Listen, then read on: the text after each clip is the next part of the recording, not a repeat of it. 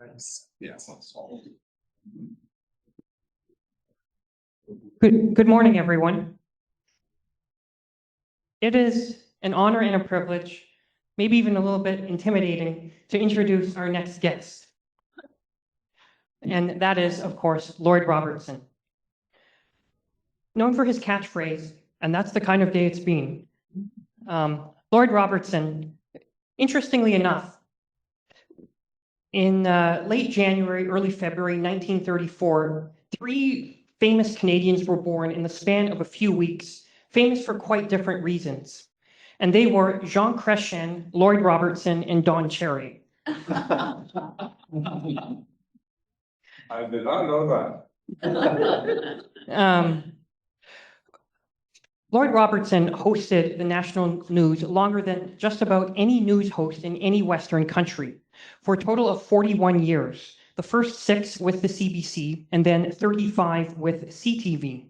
Lloyd anchored the National, so from 1970 to 1976, before switching to CTV, where he was initially a co-anchor with Harvey Kirk, and then sole anchor from 1984 to 2011. Lloyd's interest in becoming an announcer or news host can be traced back to 1946, when he saw a parade of returning soldiers to Stratford, the Perth Regiment. He had a challenging childhood that you can read about in his autobiography, The Kind of Life It's Been. But Lloyd grew up with a Scottish family background, and his career took him to many different places. He spent time in Winnipeg and Ottawa and Toronto.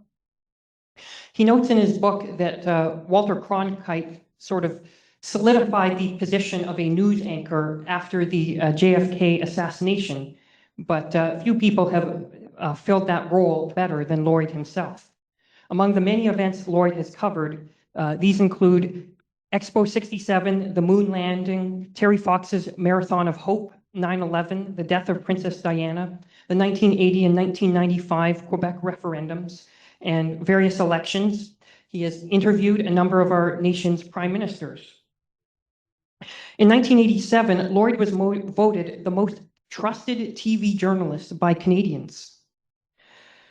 Lloyd notes in his book that when he met Alec Guinness when young, Guinness said to him, "The great ones are always the most humble." And everything that I've heard and read about Lloyd suggests that this could be describing Lloyd himself. Lloyd, we are so happy to have you here today. Thank you, Robert. And good morning, everybody. And thank you to the Reverend Doug Crocker, an old friend of our family. His father was a minister of ours for several years, and now Doug has spent 35 years since in the Presbyterian Church in Stroud and BC before that.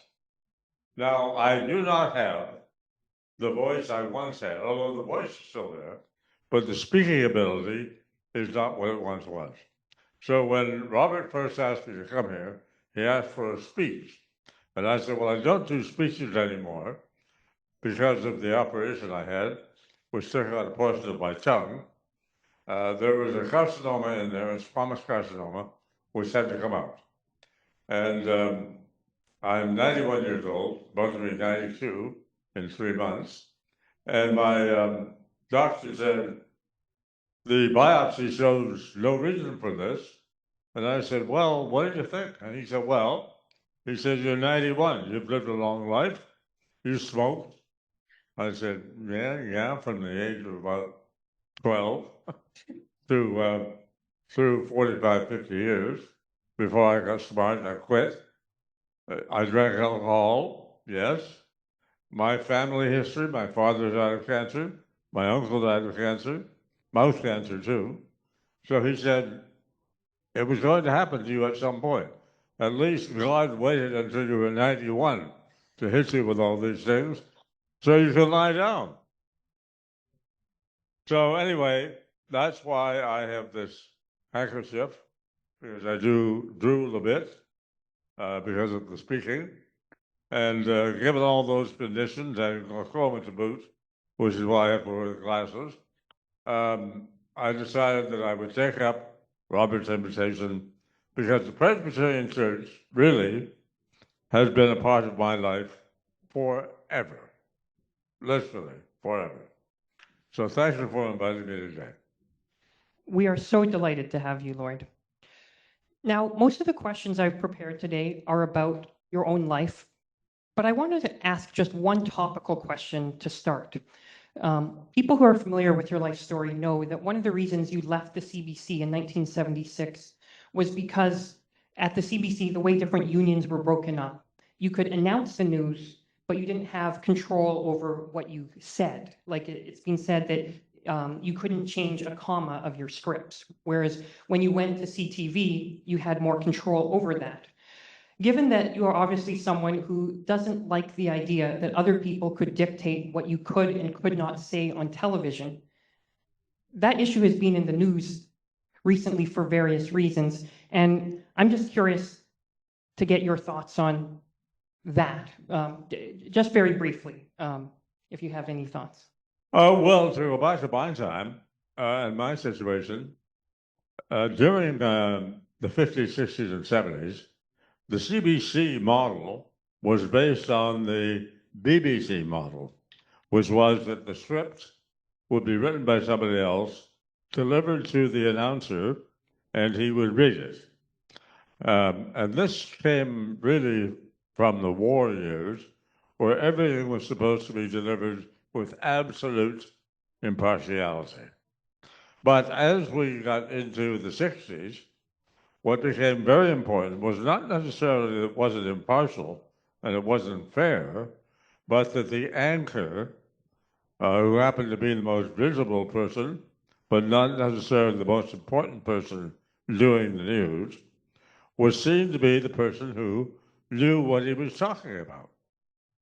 Well, when you go out somewhere, because television being the visible medium is, people want to talk to you about the news, how you put it together, how it's done.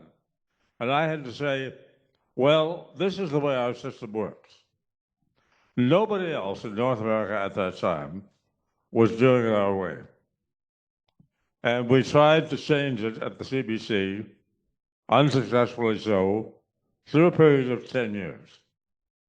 But the two sides were dug in hard. One was the union, one was the management, and they were stuck in their traditional positions. And I knew, as I'm sure many of you will know, that when the bureaucracy gets stuck like that, unless someone breaks out, nothing happens. So what happened to me was some colleagues of mine who had gone over to CTV knew about all of that was happening with me, and they called and said, come on over, we'll make you a good offer, because the CBC offered lots of security, and you'll be able to do anything you want here. You can write, you can interview, you can report, etc. That became the most attractive thing for me. I had a terrible time leaving the CBC because it was kind of the mother house of broadcasting in Canada. And as I was saying to Doug on the way down, it was one of the times, and only one of the times, when the dear Presbyterian Church intervened in my situation, because there was a lot of press written about that subject, and some of it was very critical of me. A lot of it was wrong, much of it was speculation, very little of it ever came directly from me, because I would have told the truth about it. Anyway, Jim Dickey, who was the editor of the Presbyterian Record, called me, sympathized with my situation, and said, well, you're writing, why don't you write a column for the Presbyterian Record? And he was the editor down at Winford Drive. So I said, Jim, thank you very much.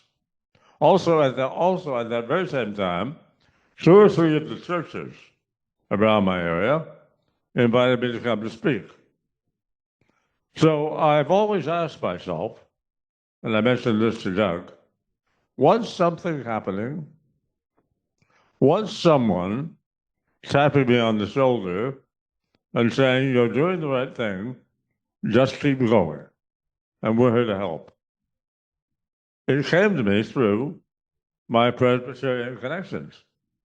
And the important thing was that in spite of the fuss about this changeover, I prevailed and went on and continued to do what I did.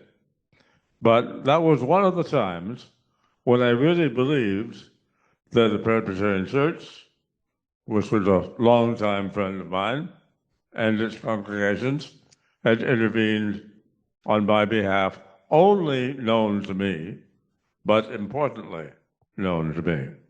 Anyway, I went over. I was there for 35 years, as Robert said, worked with Harvey Kirk first, then became the solo anchor, became the senior editor, and was thoroughly involved in the broadcast, the writing, the editing, the putting together of the stories, all of that, which a good anchor has to do.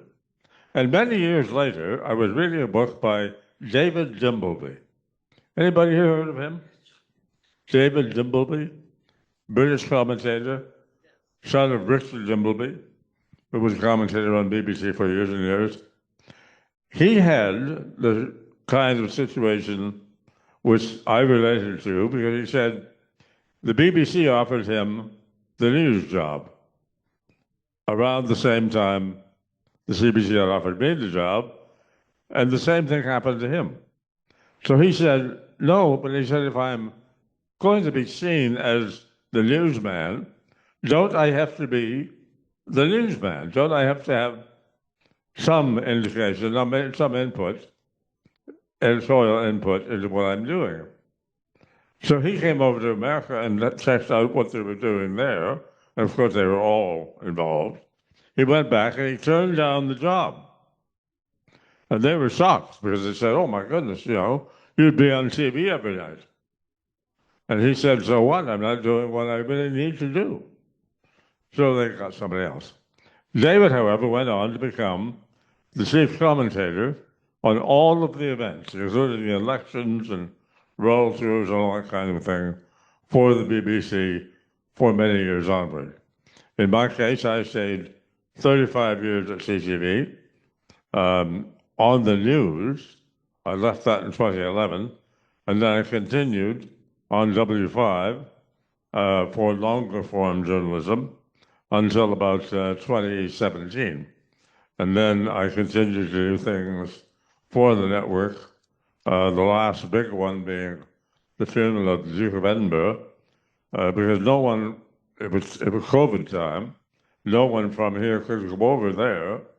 So I helped out our main anchor from here, and I did it from my living room. And they brought the truck in and set up, and there it was. So I continued to do things right up until this hit me just last winter.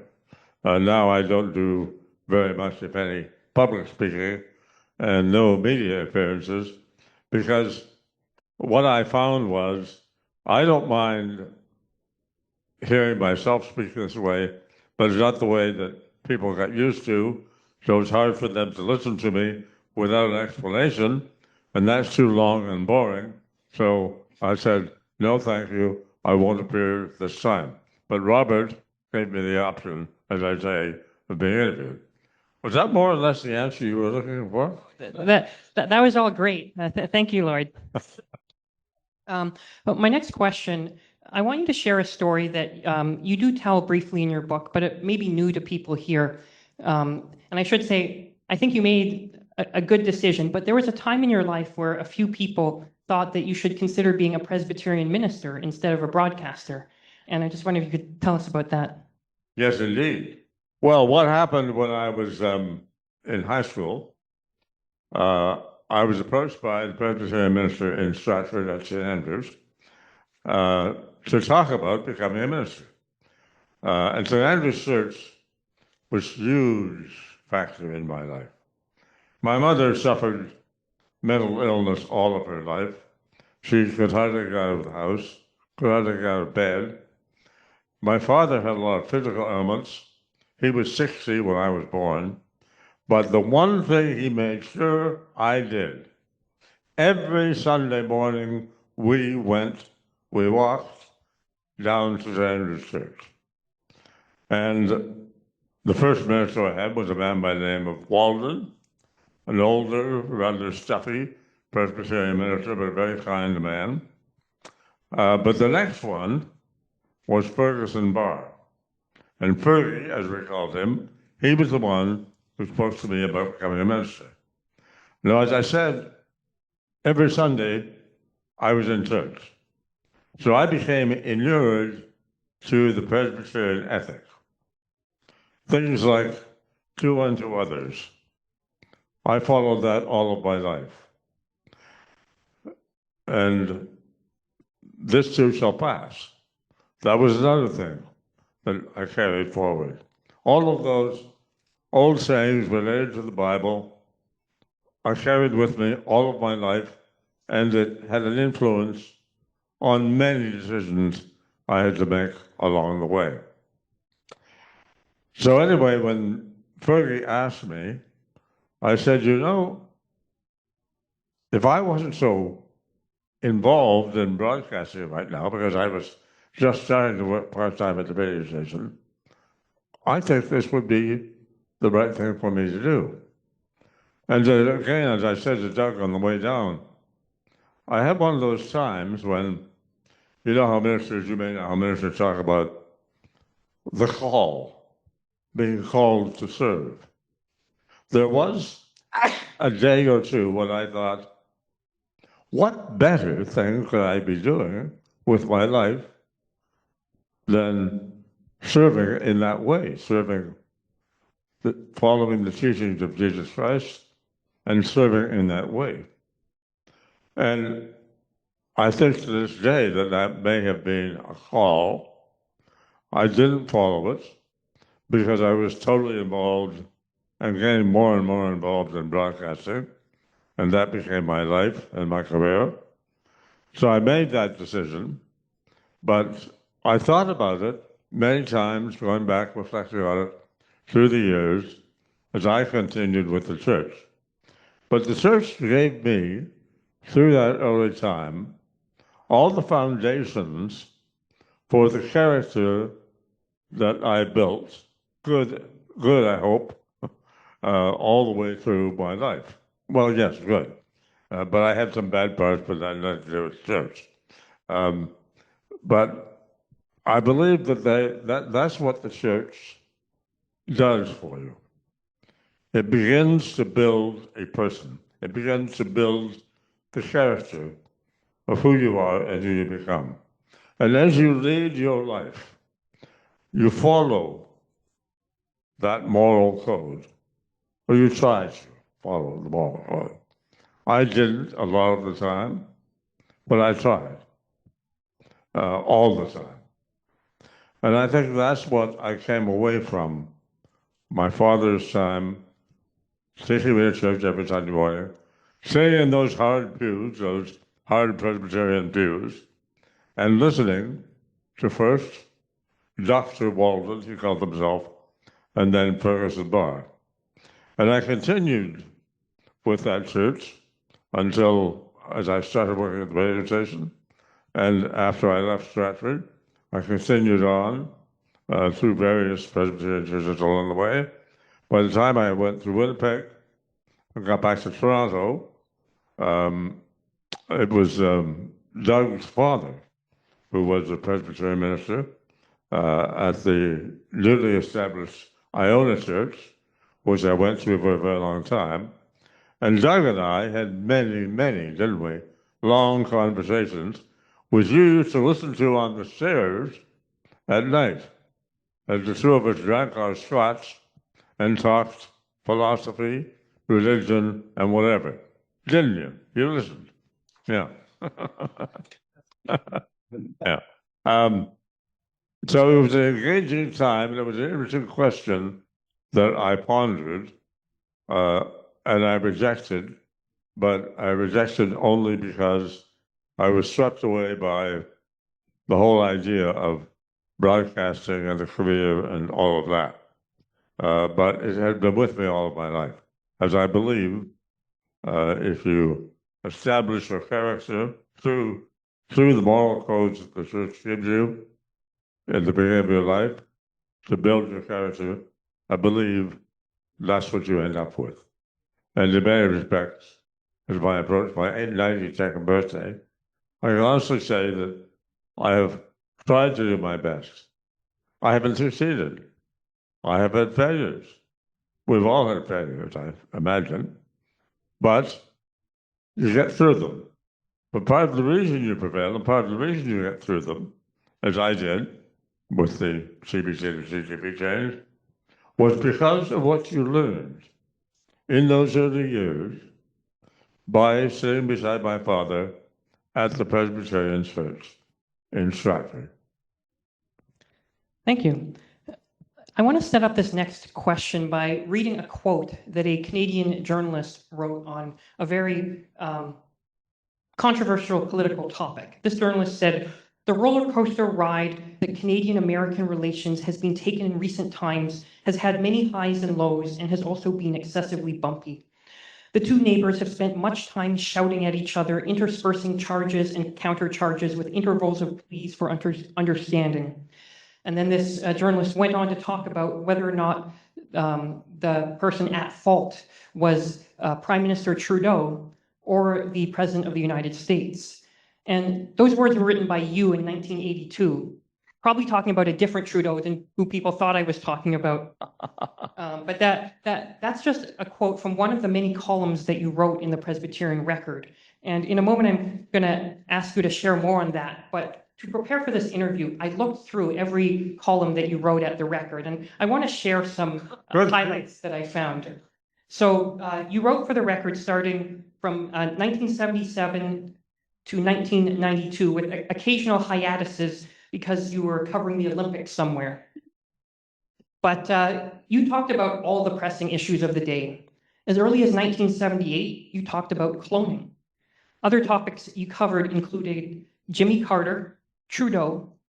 In one of your columns, you talked about trying to be optimistic about a new prime minister. You called it giving Joe Clark a chance. I'm not sure how that worked out. For 9 months.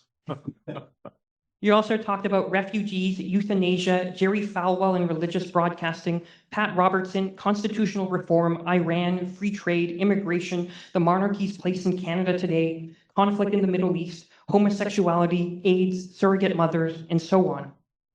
The Record received many letters for an article you wrote on capital punishment. Perhaps the most for something you wrote in 1983 on nuclear policy, where you were critical of the mainline churches and said there is certainly no guarantee that if the West takes the first step to reduce its nuclear arsenals, the Soviets will follow with similar cutbacks. One example that I noticed of a broader trend, in 1985, you wrote an article on John Turner becoming the Liberal leader, and the Record received a letter from someone complaining, "Whatever viewpoint Mr. Robertson was trying to express personally, I do not think the Record is the proper forum for giving the Liberal Party such free publicity." Funny enough, the article printed directly below this one said, "Robertson's sole purpose in writing the article was to denigrate the Liberal Party, especially its leader. If he had another purpose, I hope someone explains it to me." And the editor of the Record noted that people had made all kinds of assumptions about you. And in January 1991, the Record sent out a survey to its readers, asking them to identify the things they loved and hated the most about their magazine. And funny enough, the same three things were at the top of both lists. Those things were the columns of Joseph McClelland, the cartoons, and your columns. Before or after the cartoons? I just want to ask you, do you have any memorable stories that come to mind from your time writing for the Record? Yes, a couple. And wow, you did a lot of research, Robert. Congratulations. I didn't remember many of those, but you brought them back to mind. Good for you. Yes, the one that, well, I remember the ones I got into some difficulty over. One was Sunday shopping. I wrote that I didn't think we needed to shop on Sundays. And I put that out there, and that immediately got a lot of people angry at me, especially the commercial department at CTV, and the editor of the Toronto Sun, whom I knew quite well, who wrote a column about it. So I called him up and I said, John, I know that you're a Christian churchgoer. I said, what's the problem with this? I said, I just don't feel that, let the people have Sundays free. Why do we just shop on Sunday? And, on a practical level, regardless of the religious question, on a practical level, why does it have to be done? He said, Lloyd, we're both working for organizations that live through advertising. I said, I know that, but they can advertise still on Sundays, and they can advertise during the week. So what's that got to do with it? And we got around to talk about worship. He said, well, I worship, and then I do my other thing. Anyway, that caused a big fuss, but I got through it, prevailing. That was one of them. There were a couple of others, but they weren't. There were a few political ones, like the one Robert mentions, specifically the one on John Turner. And what you find when you write something like that is that one person is very angry and the other person is totally praiseworthy because they're coming from their own compartments. And those compartments have become deeper and more radicalized over the last several years. And I blame the media for much of it. Because in the United States, there was something called the fairness doctrine, which existed for a very long time. And that meant that no matter what you did on a newscast, you had to be balanced and you had to be fair. If X party got so many times, so many minutes, then the other party had to have so many minutes.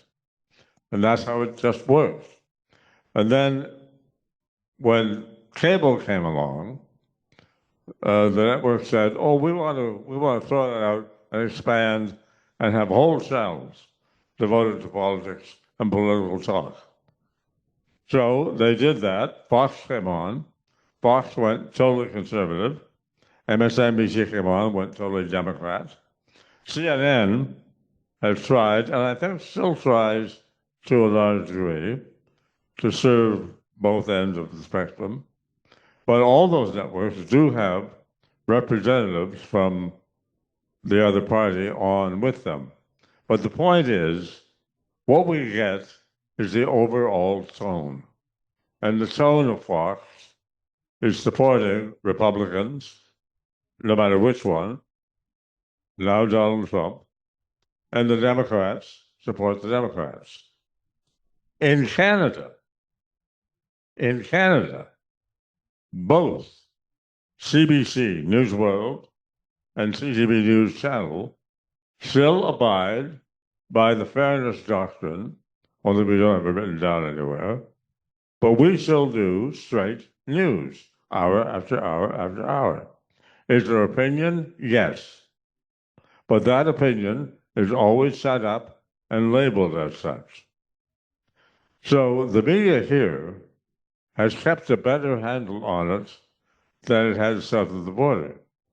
But because the Americans are so much bigger, and we've been living with them as the giant in the room for all these years, we notice what they do first. It just happens to be that way. So I think the current situation is the ugliest we've seen, because now they don't just criticize the party and the policies, they criticize the people, and sometimes in very disgusting terms. I mean, the things they say about each other's opponents, For example, recently, when Donald Trump was criticizing everybody, as he always does, Gavin Newsom, the governor of California, decided that he would begin to play the Trump game and started calling Trump the same kind of names. And members of his own party and in the Republican Party said, "Stop it, Gavin. It doesn't work because we know it's not you." At least with Trump, we know that's the kind of character he is. He's not going to stop, and he just goes on saying it the way he wants to say it, take it or leave it. Anybody hear his speech, see the speech to the UN? That was a perfect example. Trump's speech to the United Nations just the other day. So we are at that point. And I have a daughter and son-in-law living in the United States. She married the American, and he is concerned enough to say, we could be looking at a full-out conflict, the way people are juggling here now. And the whole operation there, the whole Constitution, was never set up to do that. In fact, it was set to be a compromise document. There was to be the three levels, and there was to be compromise. And that's how the country was to be run. But suddenly in the 80s, something happened, and the Republican Party felt that the Republicans just weren't being Republican enough. So they wanted to hear more conservatism, not less. And they didn't want the conservatives agreeing as much with the Democrats. And from the Democratic side, same kind of thing. So they've dug themselves into these trenches, and now they're not talking, they're not compromising. They may close down the government down there because of that. Just because they won't listen, they won't talk, they're not being sensible, and they certainly aren't being Christian. They call themselves, or right now, there's a movement to call America the Christian nation. Well, they're not behaving like it. So that's my little commentary for that current state of affairs. Thank you, Lloyd. I actually can't see any clocks right now, so I just want to check what time it is, just so I know how many more questions I can ask. I said only because of my mouth and talking situation, a half hour would do it, but I would certainly entertain a few questions if anybody's interested. 12:07. 12, okay, so we've gone a little over, so I think I might just ask one or two things quickly. One that was submitted by one of our members in advance, and it's, would you say that being a Presbyterian affected the way that you reported on the news? Well, that is a very interesting question. As I was saying earlier, you go to church, you build a moral code, you put the elements of you put the threads of your character together to be the kind of person you are in the early years, and then you get out into the mainstream, and then you get into a profession where, in my own case, I am talking to Christians, to Jews, to Muslims, to Buddhists, to whomever. So I can't talk about Christianity, and I wouldn't talk directly about Christianity. But so when we come to putting news together, the news, what the news of the day is usually fairly obvious. But did I ever try to put a Christian spin on it, or a Presbyterian spin?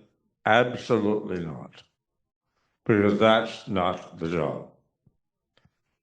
I have my own views of right and wrong, and I would say so at our editorial meetings. And quite often those views held. But as to the presentation of the news and the editorial content of the news, no, never. That is not the job. Thanks, Lloyd. And we're getting into our lunchtime a bit, so I just want to mention one final thing.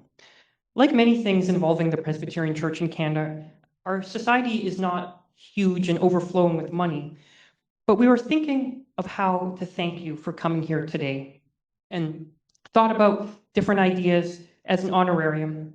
And on the suggestion of your daughter, Lisa, our society has made a donation to the Lloyd and Nancy Robertson Youth Initiative Fund. But we also want to encourage anyone watching here right now to also consider making a donation to that fund. So to close things off, I just want to give you the chance to talk about that fund and why it matters to you, because I know it has a personal connection. Oh, thank you, Robert. I would be glad to. That fund, set up by my wife and myself, called the Stratford Youth Initiative Youth Fund, started about 15 years ago through the Stratford Community Foundation. And there are these community foundations all across Canada, set up by the Governor General David Johnson several years ago. And I gave the opening speech in Stratford. So they asked me, since we're setting up a series of funds, would you like to set up a fund? So you have to start with a number. I think it was $15,000 or something like that. Can you raise $15,000 to start a fund? So I did that. I raised $15,000, and I wanted to make a youth initiative in that area in Perth County, not just Stratford, but all Perth County, because that's where I grew up, and I was affected, yes, by the church, but also by all of my neighbors, all of my friends, because I needed the help. I needed the help physically, I needed the help intellectually, and I received it from that wonderful community. So I wanted to give back, but give back in a way that would encourage people to keep giving, keep going, keep an eye out for these various organizations that help young people. So what we do every year, and it's happening right now as a matter of fact, they assess 3 different organizations. They call for tenders, and then they assess, and they brought it down to 3 organizations, and they give us a list of 3 that would fit the criteria that I've talked about, which is helping young people, specifically those in their early teens to late teens, and dealing with problems at home, dealing with their personal issues, dealing with whatever regarding any of these kids. And recently, it can be something like an LGBTQ community. It can be a playground, or it can be an art program, or it can be a therapy session for a number of teens experiencing various psychological or sociological problems, and we help the parents do what they want. So that's the reason we set it up, and the reason why we have continued giving to it over the years, building it, because Stratford gave me everything I am, including the Presbyterian Church. So it's about giving back, because I think that's part of what life is. I think this is what we simply say is the right thing to do. And my father, who was, to me, a philosopher king, he always said, think of the right thing to do. Make that a marker of your life. And I have tried to do that in various situations all the way through. Whether it was, and in our industry, this is a big thing, pushing somebody out of the way. I refused to do that in a lot of different situations because it wasn't the right thing to do. And there were people trying to get my job, and I would say, I'll be gone soon, stay in line, you may be there when the time comes. So that to me has been, in Stratford, the core of my life, the building of the blocks, and that's why we appreciate any donation you can make to the Stratford International Fund, because it's based on those kinds of principles, those kinds of values. Thank you. Lloyd Robertson, everyone.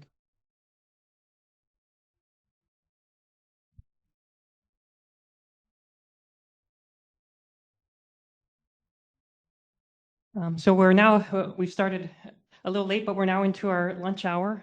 And we will be sending out a link to the fund that Lloyd was talking about. I think Jasmine can put it in the chat and we can send it out in an email to the membership later.